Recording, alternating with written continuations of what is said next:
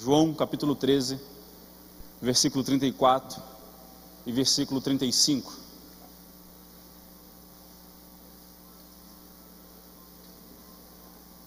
Já que alguns se levantaram, aqueles que puderem, João capítulo 13, versículo 34 e versículo 35. Todos acharam? Digam amém, por favor. Novo mandamento vos dou: amai-vos uns aos outros, como eu vos amei, assim também deveis amar uns aos outros. Nisso conhecerão todos que sois meus discípulos, se vos amardes uns aos outros. Amém? Podeis assentar.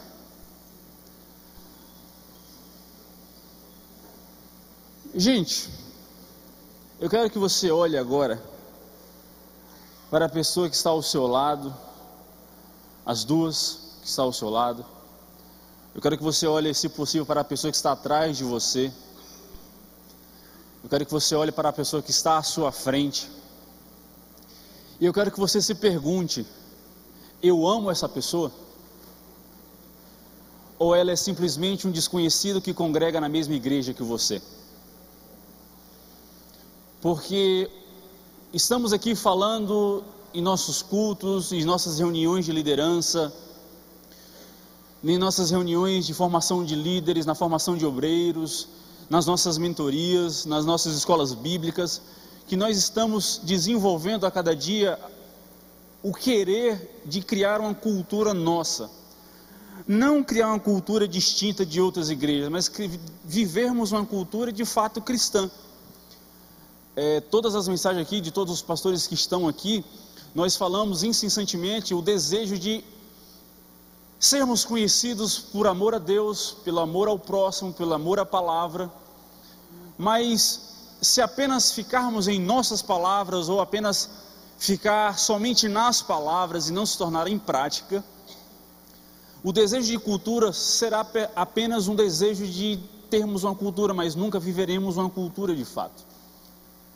O meu sonho é sermos conhecidos não porque andamos com a Bíblia no braço, ou porque dizemos que somos crentes, ou porque temos na bio da nossa rede social que somos cristãos, ou porque colocamos versículos bíblicos em nossas fotos para dizer assim: olha, eu leio a Bíblia. Mas acima de tudo, eu quero que nós sejamos conhecidos porque nós amamos uns aos outros. Amar uns aos outros não necessariamente é amar aqueles que nos amam, mas também amar aqueles que nos odeiam, amar aqueles que nos caluniam, amar aqueles que nos ofendem, amar aqueles que nos amaldiçoam, amar a todos. E essa é a característica do verdadeiro cristão. Interessante que o amor, esse novo mandamento, novo no sentido não novo, mas diferente do mandamento da época da lei, o mandamento do reino de Deus pela graça, é simples o bastante para uma criança decorar e entender, ao mesmo tempo que é difícil o bastante para um adulto colocar em prática. Veja que uma criança entende, decora, coloca em prática pela inocência da sua infância, mas nós adultos, nós seres maduros, temos dificuldade de colocar em prática esse simples mandamento que uma criança entende. Nós estamos deturpando o nosso amor. Nós amamos coisas, circunstâncias, amamos aquilo que alguém nos oferece, mas não amamos as pessoas. Amamos aqueles que nos amam, amamos aqueles que nos oferecem algo, mas não amamos a pessoa simplesmente pelo que ela é, e às vezes uma pessoa ruim. E o mandamento do amor não está limitado a se alguém é bom ou me ama, mas é amar a todo como eu vos amei. É o mandamento de Jesus para nós. Então, devemos amar simplesmente como Ele nos amou. E veja que Ele diz assim: porque dessa maneira vocês serão conhecidos como os meus discípulos. Aqui começam alguns problemas que nós perguntamos: como é que eu posso ser discípulo? como é que eu vivo a vontade de Deus, como é que eu tenho intimidade com Deus, como é que eu posso implementar o reino de Deus na terra, como é que eu posso influenciar o meu meio de forma boa, produtiva e saudável. Simplesmente, primeiro é amando, é você tirando os limites, as falhas, as limitações, as amarras que lhe impedem de amar o próximo. É você amar sem julgar, é você amar sem preconceitos, é você amar sem simplesmente se preocupar com a resposta do outro, mas simplesmente amá-lo porque você foi amado por Deus em primeiro lugar.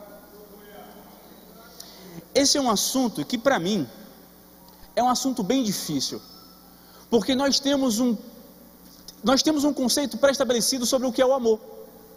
Existe o amor dos amigos, existe o amor sentimental, o amor que nós temos pelo nosso marido, pela nossa esposa, pelos nossos filhos, pela nossa família, o amor dos colegas, mas nós somos limitados a compreender o amor de Deus. E é um assunto muito difícil, ao mesmo tempo que cabe a nós nos debruçarmos primeiro sobre esse assunto. Por quê? Porque Ele nos manda amar. E se Ele nos manda, existe um caminho para compreender sobre esse amor. Portanto, é difícil, mas não é impossível. Basta nós querermos aprendermos sobre o que é amar e colocar em prática. Então, esse é o meu desejo essa noite. Dr. Francis Schaeffer, ele afirma que o amor é o argumento irresistível, é a apologética final, é o objetivo final, é o amor. Interessante que Deus nos amou de forma incondicional. O que é isso? Amor sem condições. Nós ainda em pecado, nós quando ainda estávamos rejeitando a Deus, Ele nos amou a si mesmo. Deus, Ele não estabeleceu amor e condições para nos amar. Veja, eu condiciono a amar alguém se nós nos tornarmos íntimos. Eu condiciono a amar alguém se ele for bom para mim. Eu condiciono eu amar alguém se ele me retribuir algum favor. Eu condiciono eu amar alguém se ele fizer algo em troca de algo meu. Nós estabelecemos várias regrinhas para amar alguém. Eu amo se partilha dos meus desejos, se partilha do meu pensamento. Se não concorda comigo, eu não amo, eu apenas gosto ou convivo. Se não faz parte do meu grupo ideológico, se não faz parte do meu grupo político, se não faz parte do meu grupo ali que você estabelece como sua tribo, eu não amo, eu apenas convivo. Mas vemos que o mandamento do amor, ele quebra essa base que o homem constrói todos os dias. O amor que a Bíblia fala é um amor sem condições, como eu vos amei, amem também, para que vocês sejam conhecidos como meus discípulos. Se nós não amamos, infelizmente, se você se acha discípulo sem amar, desculpa te falar, você não é discípulo.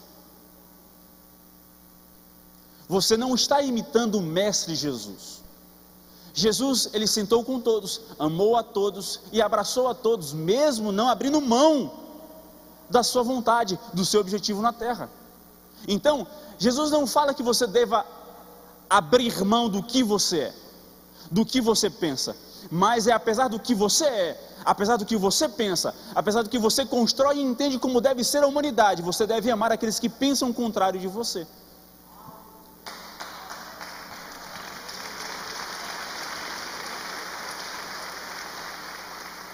E a minha preocupação como pastor, e como um dos pastores dessa igreja, é justamente nós colocarmos em prática o que a gente aprende aqui, lá fora.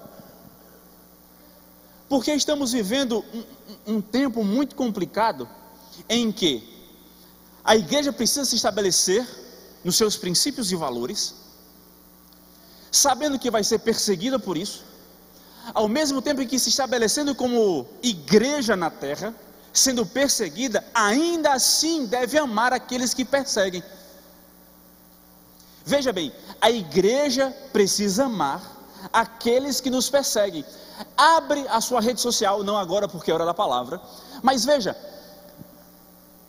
aqueles que ofendem a igreja, muitos começam a ofender aqueles que ofendem a igreja.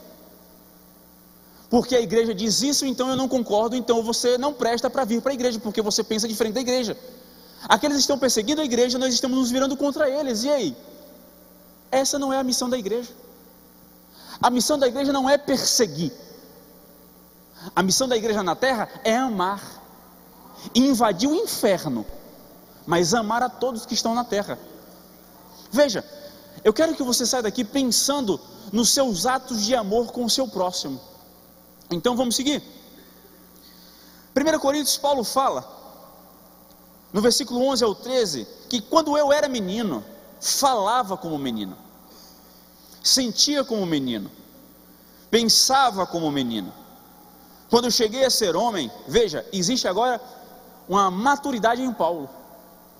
Paulo como homem falava, vivia e sentia como menino, mas agora ele chega a ser homem, desistir das coisas próprias de menino, porque agora vemos como em espelho, obscuradamente, então veremos face a face.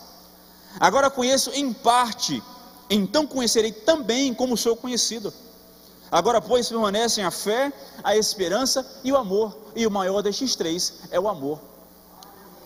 O sinal ou a característica de um cristão maduro é amar.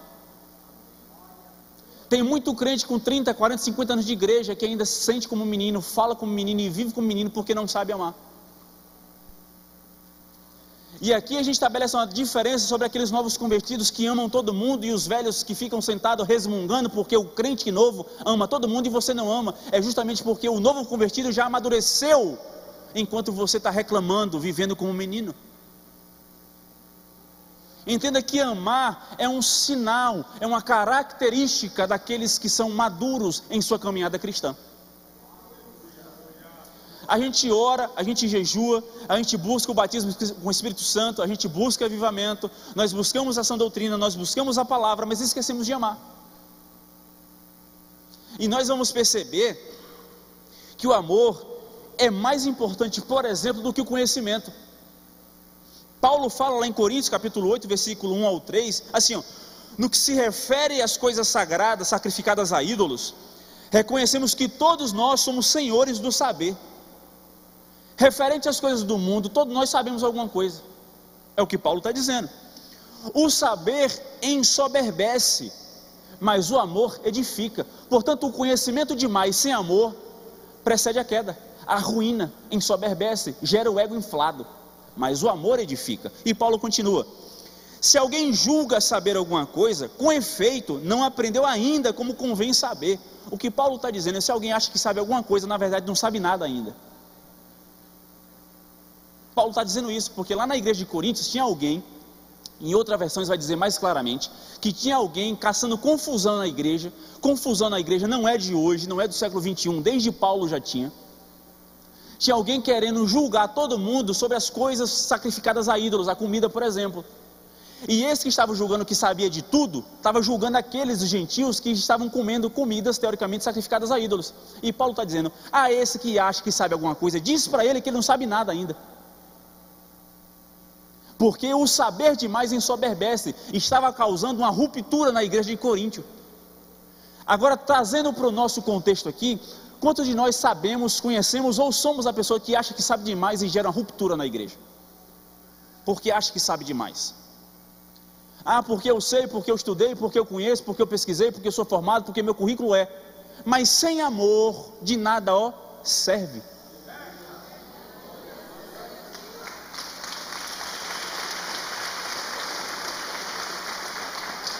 E Paulo continua, lá no capítulo 13, Paulo diz que o amor é mais importante que os dons espirituais. Vamos trazer para nós pentecostais, que a gente gosta e valoriza demais o mover dos dons, e Paulo diz: ainda que eu fale a língua dos homens ou dos anjos, se não tiver amor, serei como o bronze que soa, ou como o símbolo que retine.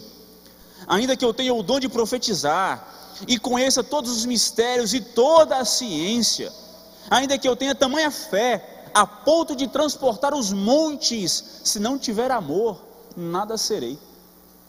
Paulo está dizendo que alguém que fala em línguas, se alguém que fala em dons, se alguém que tem dons, sem amor, é como um sino que fica batendo o tempo inteiro, que se torna um som irritante. Então alguém que fala em línguas demais, mas não vive amor, alguém que acha que sabe demais a ciência, mas não vive amor, é como alguém que só fala chatice. É alguém que emite sons chatos, irritantes, hipócritas. Veja, quando a gente lê a Bíblia, a gente acha bonitinho. Ah, se não tiver amor, sou como um símbolo que ressoa. Mas o que Paulo está dizendo é que alguém que vive dons demais, mas não vive amor, é como um sino chato que fica batendo. Nós estamos vivendo um tempo de decidir se nós viveremos uma igreja em Deus, avivada, ou apenas uma igreja que emite sons chatos. Veja, a igreja do século XV até o século XIX foi uma igreja teoricamente chata. Por quê? Porque falavam demais aquilo que não era a Bíblia falando. Nós precisamos entender, e agora é culto de doutrina, que nós devemos amar, valorizar o amor, viver o amor, sermos conhecidos pelo amor, entender que o amor é que nos caracteriza como pessoas cristãs. Não estou dizendo que nós não devemos ser pentecostais. Pelo contrário, a última mensagem que eu falei aqui foi sobre buscar o avivamento. Nós estávamos aqui na Santa Ceia domingo e foi uma bênção. O mover de Deus é real. O Espírito Santo sobre nós é real. O seu poder, a sua glória, a sua manifestação sobre nós é real. Mas tudo isso, vivido sem amor, você não está vivendo. Você está apenas se aquecendo na fogueira de outro que vive verdadeiramente o amor em Deus. Deus não te chamou para se esquentar na fogueira de outro. Para de se esquentar na fogueira de outros, mas constrói a tua, edifica a tua. Para de viver o sacrifício do altar do outro, mas vive o teu, sacrifica o teu, vive a tua vida. Tenha a sua vida de oração, tenha a sua vida de jejum, tenha a sua vida de estudo, em vez de depender que o outro faça por você. Mas apesar de tudo isso, primeiro, ame. É melhor não saber nada, mas amar. É por isso que muitas vezes nós vemos lá no interior, só seguir aqui para o interior do estado, vemos pessoas simples, vivendo o evangelho simples, mas que acima de tudo eles amam o evangelho, eles amam a comunidade em que vivem. Sabe por quê? Porque eles vivem o amor de Deus.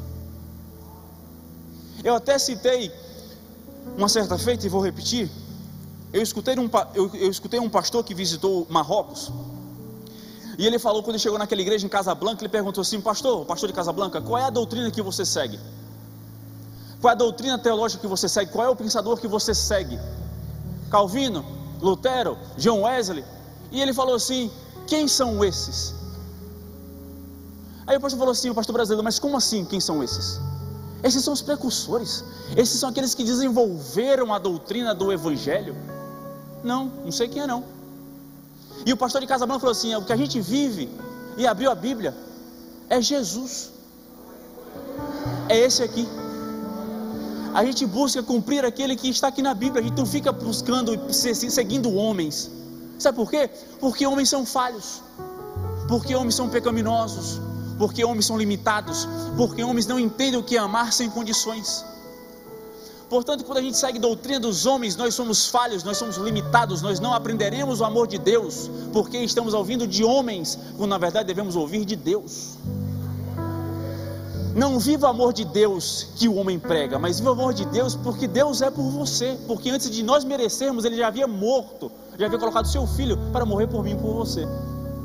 Veja, o que eu quero compreender com você nessa noite é que devemos viver um amor simples, mas que provém de Deus. Eu sei que você ama muito algumas pessoas e parabéns por isso, mas esse amor não deve estar limitado a essas pessoas, porque o amor em você não é para parar você, mas é para fluir por você.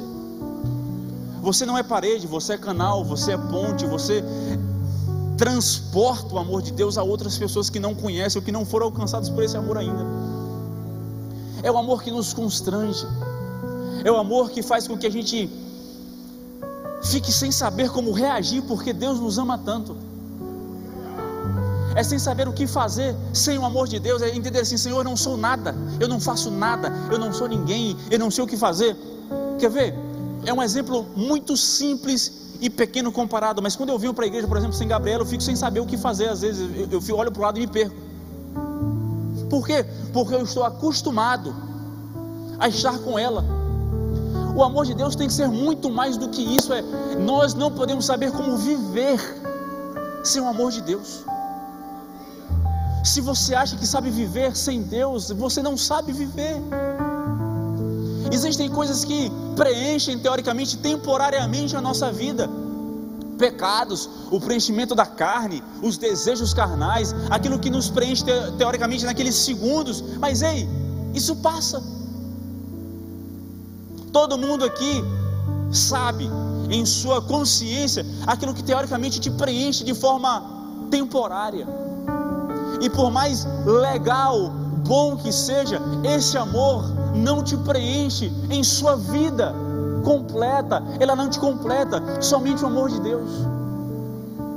Às vezes não sabemos como ser amado porque meu pai não me amou, minha mãe não me amou, meus filhos não me amam. Veja que para nós amarmos alguém, primeiro precisamos nos amar. Amar ao outro como a si mesmo. Quantas pessoas aqui nesse exato momento não se amam? Quantas pessoas aqui se olham no espelho e não gostam do que veem? Não sei se por motivo físico, se por algo na alma, se algo na mente, mas quantas pessoas não se amam? É impossível amarmos o próximo quando não nos amamos. E deixa de falar em nome de Jesus, que você seja curado em seu coração, se alguém um dia te deu a sensação de que você não merece ser amado. Sabe por quê? Porque Deus te ama. Veja bem, Deus não é o Deus dos deístas, não é o Deus dos epicureus, não é esse Deus que os homens pregam, não. Deus, onipotente, onisciente, onipresente, esse Deus escolheu te amar antes mesmo de você ser planejado.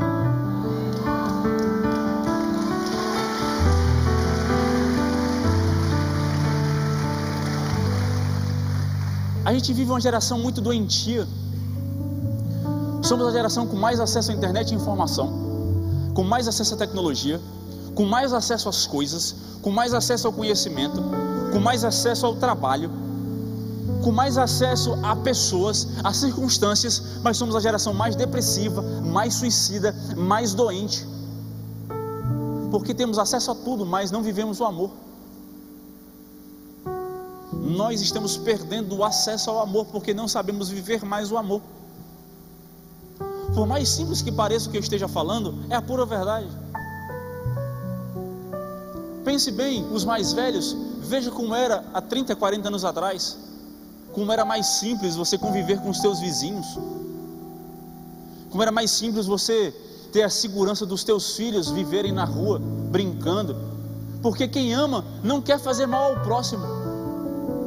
Mas vamos seguir, que eu já gastei tempo demais na introdução, eu nem entrei ainda no tema, mas vamos lá.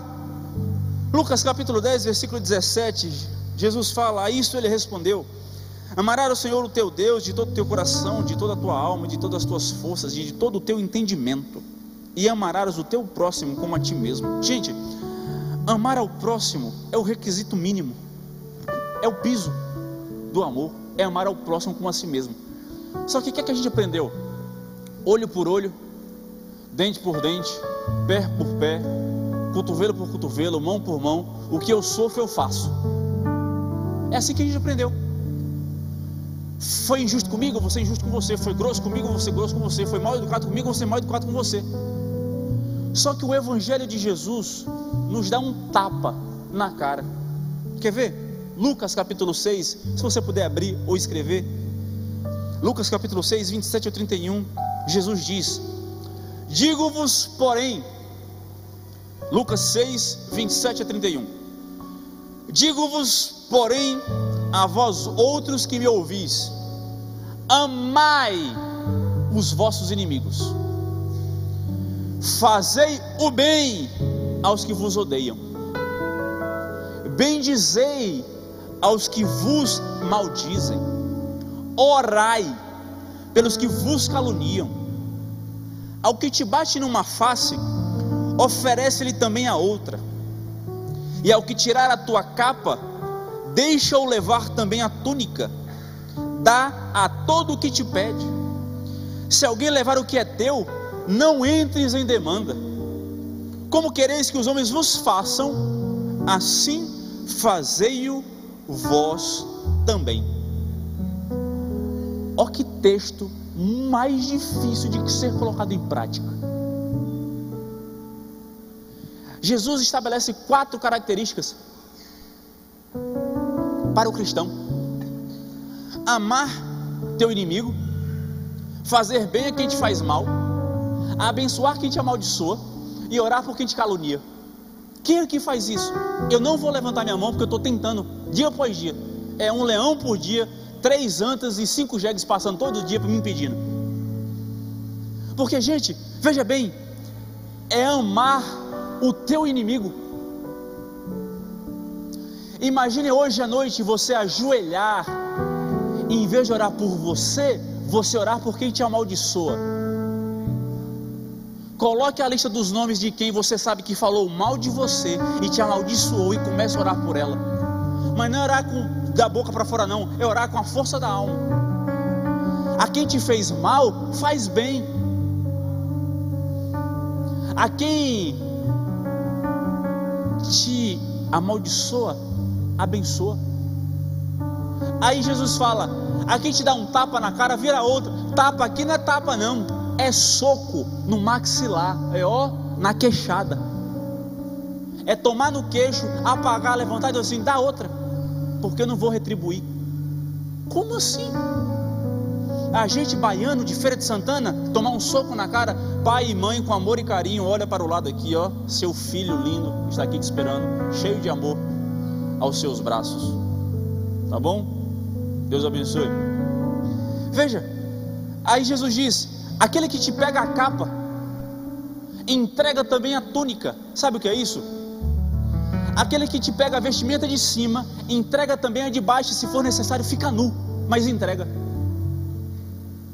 Aquele que está roubando aquilo que é teu, se for necessário, entrega tudo, mas não entra em contenda, não entra em demanda, não discute, entrega. Quem aqui está disposto a entregar gratuitamente aquilo que você batalhou e suou para ter? Mas é o que Jesus está dizendo.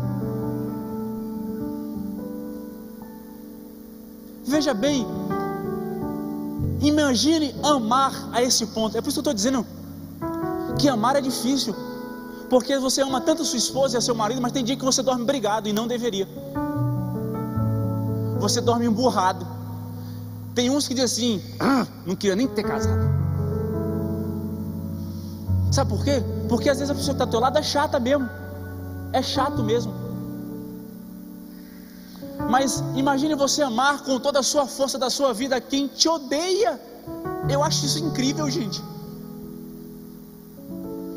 Eu acho incrível porque Deus, através do seu Filho, está nos ensinando os códigos do seu reino para fazermos. E muitas vezes estamos perguntando: como é que o teu reino pode vir aqui para a terra? Como é que eu posso ver a tua plenitude? E Jesus ensina o tempo inteiro. Só que o preço a pagar para viver o reino de Deus não é barato, porque você tem que abrir mão do seu ego, abrir mão da sua vontade, abrir mão do seu desejo, abrir mão do seu ódio, abrir mão da sua raiva, abrir mão da sua vingança, abrir mão da sua justiça. E gente, isso não é fácil, mas é o que Jesus nos ensina. Veja que é a maneira que nós devemos viver como um verdadeiro cristão. Vamos seguir? Amar ao próximo é fazer por ele aquilo que você faria por você. Agora eu lembro, parábola do bom samaritano. Certo homem descia de Jerusalém para Jericó. Jerusalém para Jericó dá em torno de 18 quilômetros. Jerusalém está a 800 metros acima do nível do mar. Jericó a 250 abaixo do nível do mar. E era uma montanha descendo. Só que existiam locais que os salteadores se escondiam. É por isso que normalmente quem fazia essa viagem fazia em bando, fazia em grupo, justamente para não ser assaltado, porque era muito comum os assaltos nessa época. Aí Jesus vem. Certo homem descia de Jerusalém para Jericó, e os salteadores roubaram ele, espancaram ele e deixaram ele semi-morto. E aí, o que é que acontece? Todas as vezes que o judeu falava sobre o sacerdote, o levita, a terceira pessoa aqui era um judeu.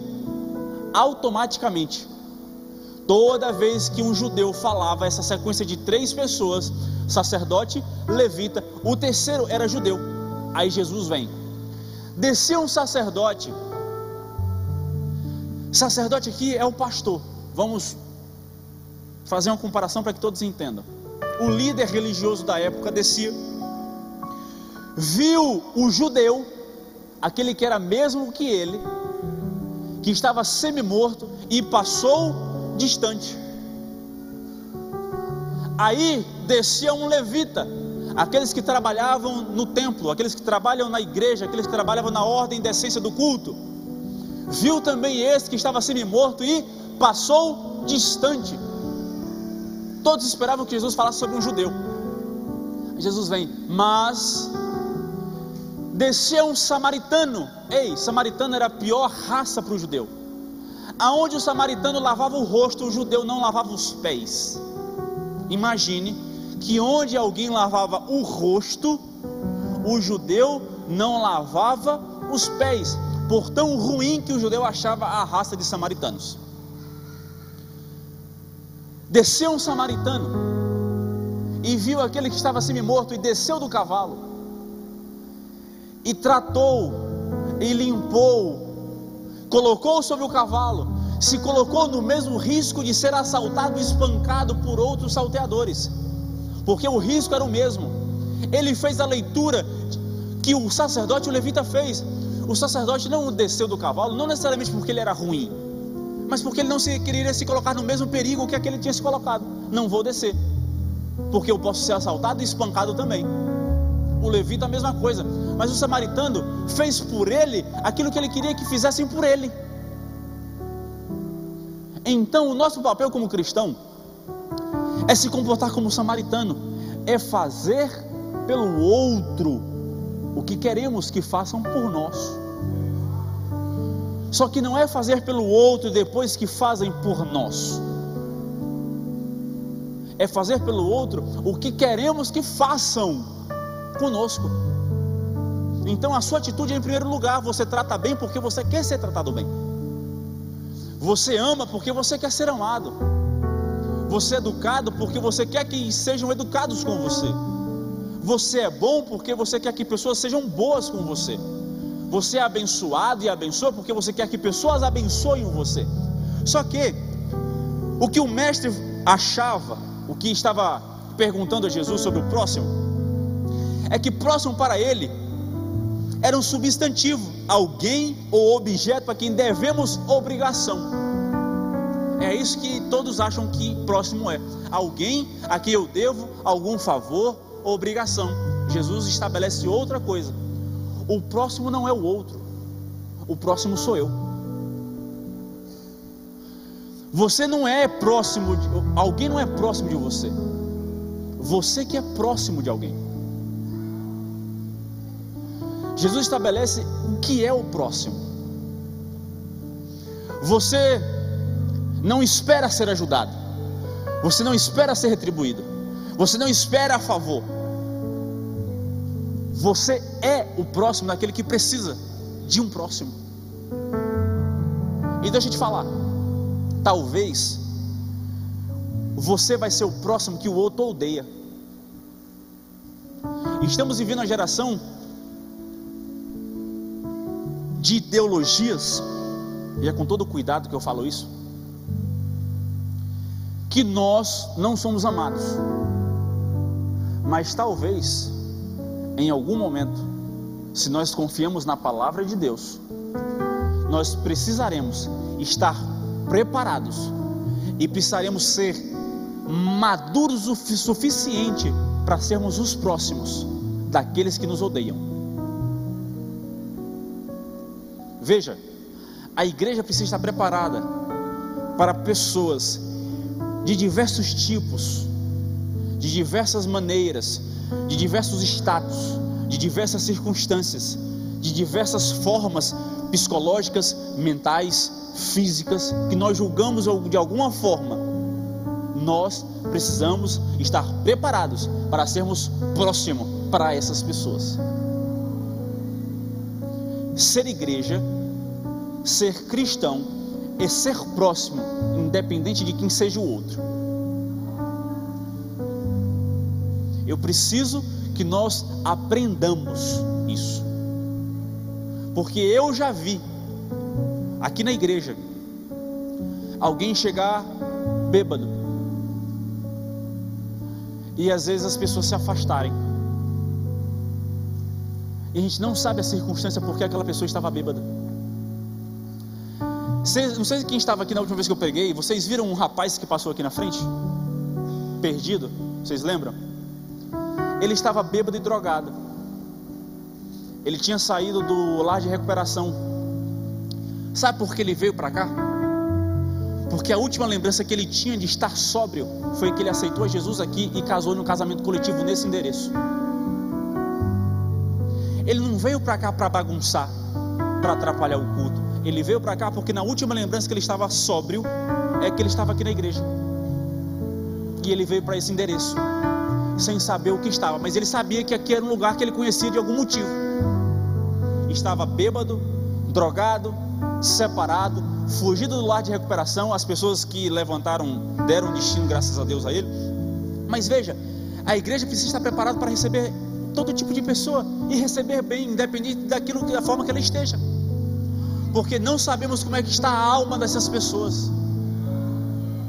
Por mais que elas estejam, abro aspas, na razão delas, fecho aspas, nós precisamos amá-las, abraçá-las, tratá-las bem, curá-las.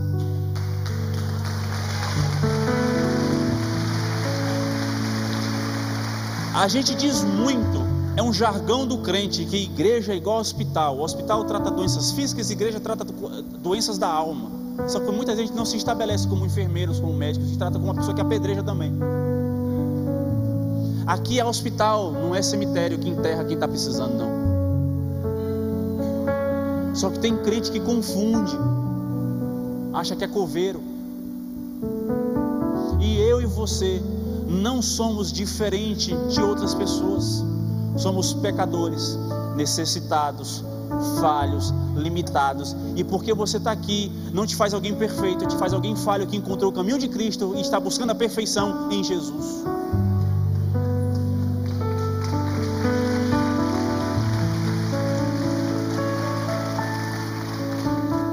Devemos amar, e não somente aqueles que estão perdidos, que serão encontrados por aqui. Agora eu falo por aqui, essa igreja aqui que vocês estão me ouvindo, mas devemos amá-los também lá fora.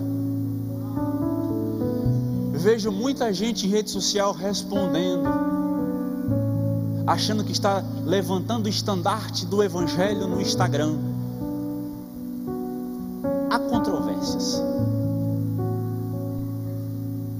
Levantar o estandarte do evangelho é amar quem nos odeia, abençoar quem nos amaldiçoa, fazer bem para quem nos faz mal e orar por quem nos amaldiçoa. Esse é o estandarte do evangelho. Amém? Glória a Deus. João capítulo 13, versículo 34 e 35, como eu li, estabelece amar uns aos outros como um novo mandamento.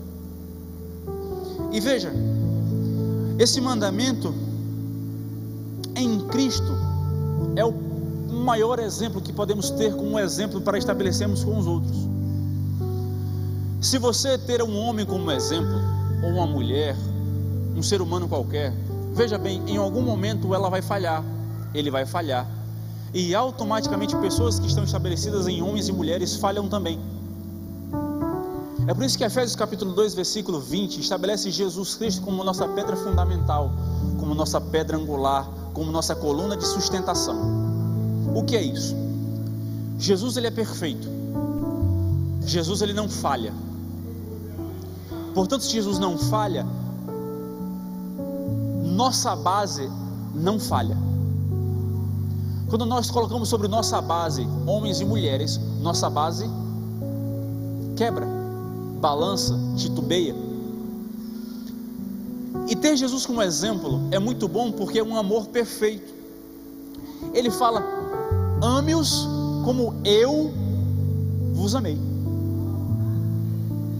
Paulo é o único ser humano que teve a ousadia de dizer: sede meus imitadores como eu sou de Cristo. Paulo foi muito fera.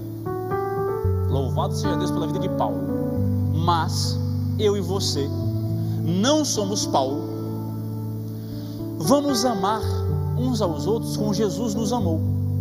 Perfeito exemplo. Não invente a roda, não invente um amor, não invente um grau de amor. Eu conheço alguém, eu lembro de uma certa feita que uma pessoa falou assim para outra: eu te amo além do amor. Eu falei: caramba, sério? Eu fiquei surpreendido, eu fiquei estupefato com a frase, porque nem Jesus falou na Bíblia: eu te amo além do amor. Mas tinha um ser humano maior do que Paulo. Mas voltando, veja, o amor de Jesus é um amor perseverante, é um amor que não desiste, é um amor que, independente das falhas que o outro faz contra a gente não desiste daquela pessoa. Ela nos ofendeu, eu continuo amando. Ela me feriu, eu continuo amando. Ela se virou contra mim, eu continuo amando. Ela decidiu nosso relacionamento, eu continuo amando. É um amor perseverante. João 13:1 diz: ora, antes da festa da Páscoa, sabendo Jesus que era chegada a sua hora de passar deste mundo para o Pai, tendo amado os seus que estavam no mundo, amou-os até o fim. Judas traiu, Pedro negou, os discípulos correram e Jesus amou-os até o fim. Pessoas irão trair você, pessoas irão negar você, pessoas irão correr quando você estiver em circunstâncias difíceis, mas você deve amá-los até o fim.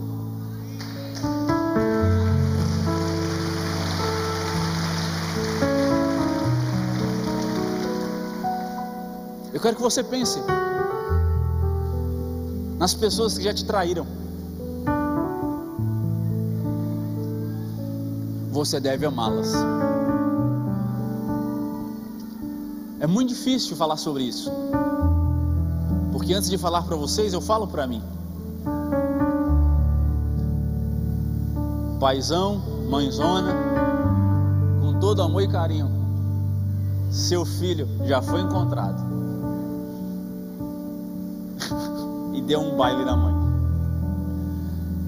Mas vamos lá.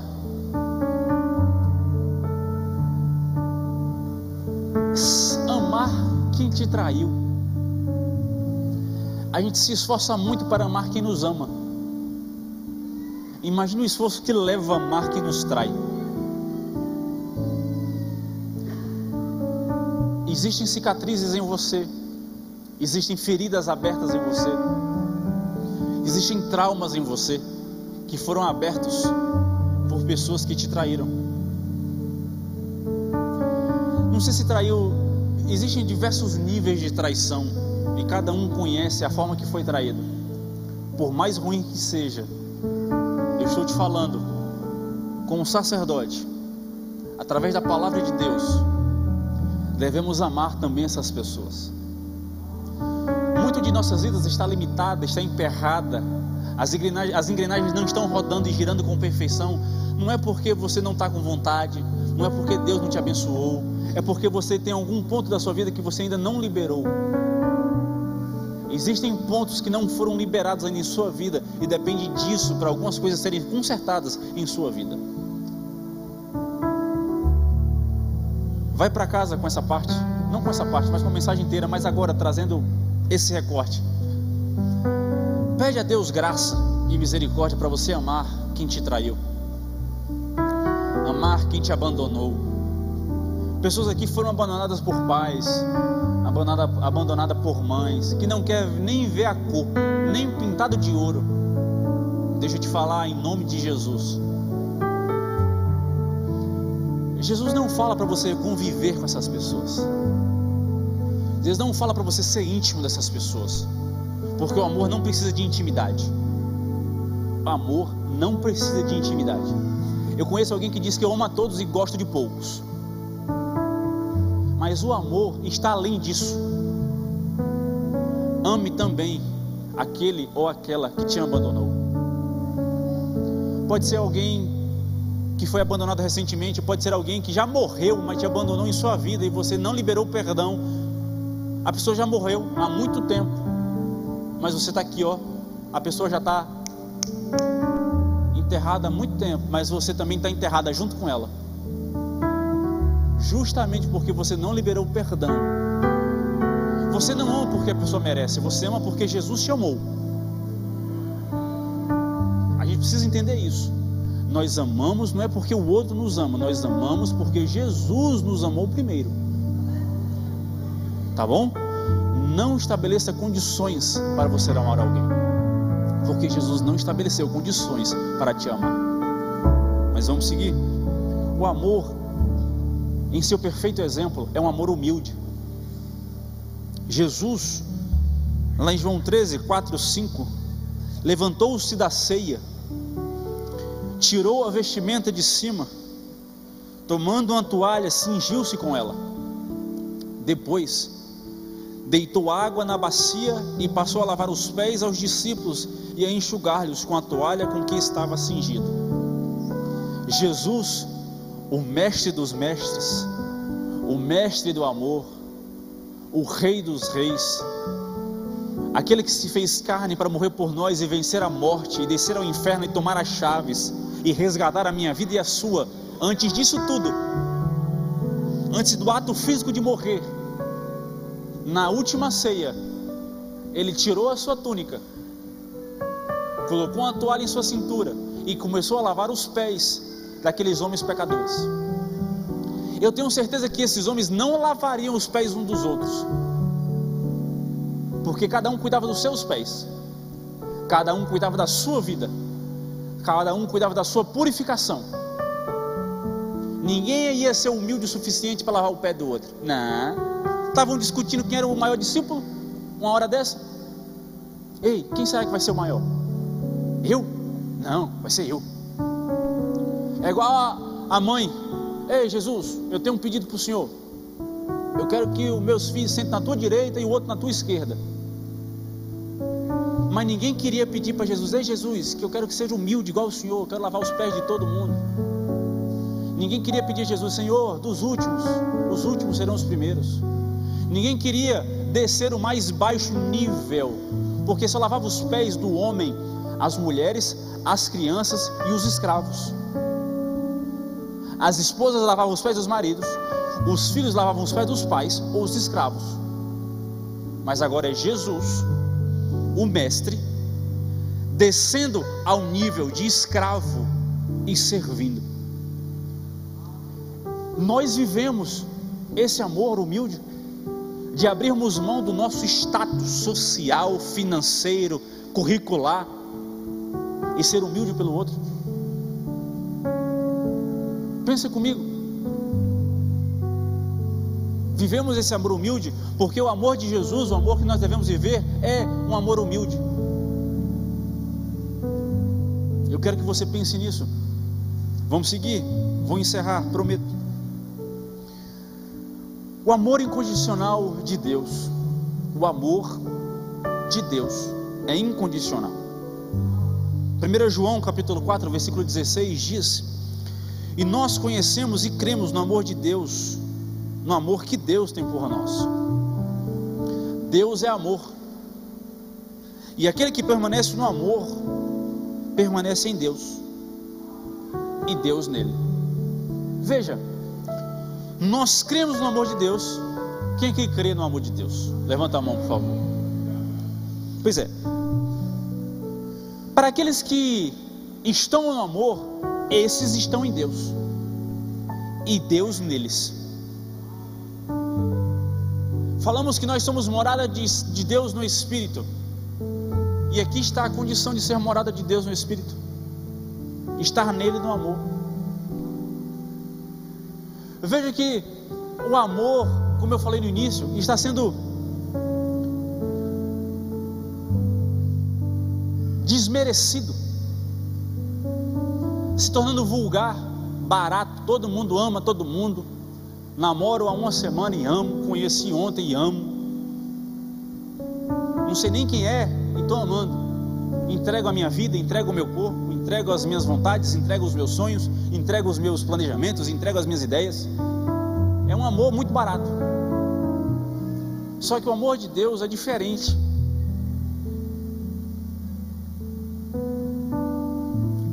Para estarmos em Deus, precisamos amar. Não amar como os homens, amar como Deus. E se amarmos como Deus, Deus estará em nós. Entenda que o amor dá a você o privilégio de ser morada de Deus no Espírito. Eu quero que em tudo que você faça, em tudo que você planejar, em tudo que você fizer, em tudo que você planejar, faça com amor. Porque se você faz com amor, Deus estará direcionando. Deus, cumpre a tua vontade em minha vida. Faz com amor. Um amor sincero, um amor perseverante, um amor humilde, um amor em que você faz pelo outro, que você queria que façam por você. Esse é amor. Ame acima de tudo, ame acima de todas as coisas, mas ame. Amo alguém, mas não amo a Deus. Ou amo a Deus, mas não amo a alguém. Não funciona. Como eu posso amar a Deus a quem não vejo e odiar alguém a quem vejo? Não dá. Portanto, é necessário que nós amemos a todos de igual modo, para que possamos também amar a Deus. E amando a Deus, não tem como odiarmos alguém. Não existe eu cobiçar o que é do outro. Não existe eu sentir inveja o que é do outro. Não existe eu ficar estressado porque o outro conseguiu uma promoção e eu não consegui. Não existe eu querer derrubar o outro, caluniar o outro por algo que o outro tem e eu não tenha. Porque o amor ao próximo não te permite fazer isso. Eu não posso dizer para os irmãos e para as irmãs que eu vos amo, se eu em meu íntimo, não precisa ninguém ver, em meu íntimo eu não demonstrar esse amor verdadeiro, eu não estarei amando a Deus. Amém? Vamos para o encerramento? Romanos capítulo 5, versículo 8, Paulo diz: mas Deus prova o seu próprio amor para conosco, pelo fato de ter Cristo morrido por nós, sendo nós ainda pecadores. Jesus não morreu quando nós alcançamos a perfeição, mas nós ainda pecadores, Jesus morreu por nós. O amor que Deus por você é sem condição, é sem limitações, e não haverá qualquer coisa que você faça que Deus te ame mais, e você não vai fazer nada para que Deus te ame menos. Deus te ama em sua plenitude e perfeição. Porque existem pessoas que pequei, Deus me ama menos. Fiz a minha obrigação, Deus me ama mais. Não. Deus, Ele te ama. O amor de Deus é assim, ó.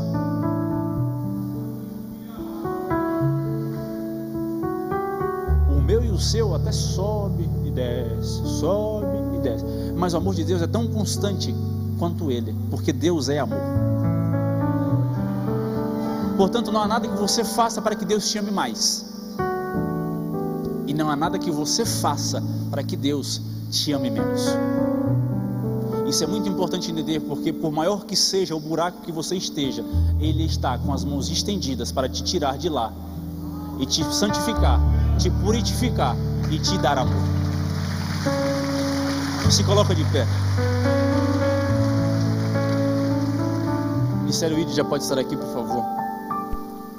Para terminar, eu quero ler Efésios capítulo 2, versículo 4 a 8, que diz: mas Deus, sendo rico em misericórdia, por causa do grande amor com que nos amou, e estando nós mortos em nossos delitos, nos deu vida juntamente com Cristo. Pela graça sois salvos.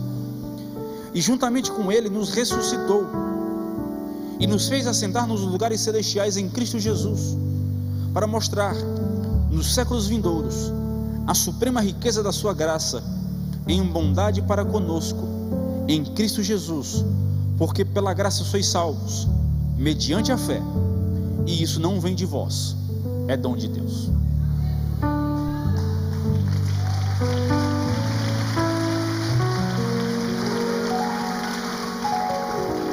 Isso só é possível porque com grande amor Ele nos amou.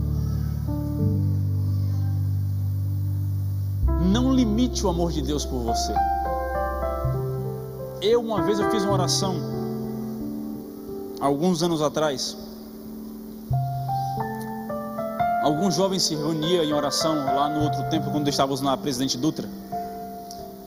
Eu estava fazendo uma oração mais ou menos assim, a oração que todos nós fazemos: Deus me perdoa. E era por algo específico: Deus me perdoa, Deus me perdoa. E minha oração foi essa. E eu lembro quando o Espírito eu senti em meu coração: eu já perdoei. Você já se perdoou? Porque às vezes nós não sentimos o amor de Deus por nós, não é porque Deus não nos ama, é porque não nos perdoamos, porque não nos amamos, porque nós começamos a estabelecer condições em nós mesmos, nós nos limitamos, e Deus não quer que você se limite na presença dEle. Deus, Ele quer você de forma integral, completa e totalmente na presença dEle. Deus tem algo para cada um de nós, e você só vai viver. Deus já bate a porta. Batei e abri-se-vos-á. Deus está batendo a porta. Mas Deus, Ele não arromba a porta, Ele não é mal educado. Ele espera que as pessoas que estão limitando com a porta, abram a porta, e elas possam entrar e viver da presença de Deus em vossa vida. Portanto, para aqueles que estão limitando o amor de Deus em sua vida, eu oro por você: abra a porta, curve sua cabeça, vamos orar.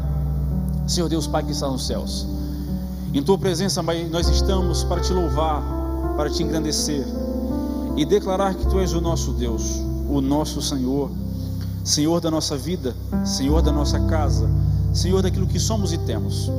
E Pai, nesta noite, pela Tua graça e misericórdia, nós aprendemos um pouco mais sobre o Teu amor por nós, o nosso amor próprio, o amor pelo próximo. Senhor, humanamente falando, não somos capazes de amar. Facilmente nós odiamos, facilmente sentimos ódio, raiva, rancor, traumas. Facilmente nós devolvemos aquilo que sofremos. Mas somente pela Tua graça, Pai, nós temos a capacidade de entregar a outra face, entregar a nossa túnica, não entrar em contenda. Somente pela Tua graça e misericórdia, Pai, nós amamos quem nos odeia.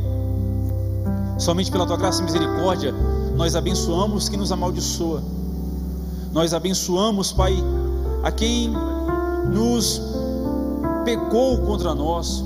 Nós oramos, colocamos nossos joelhos sobre aqueles que teoricamente julgamos que não merecem, mas pelo Teu amor, Pai, todos merecem.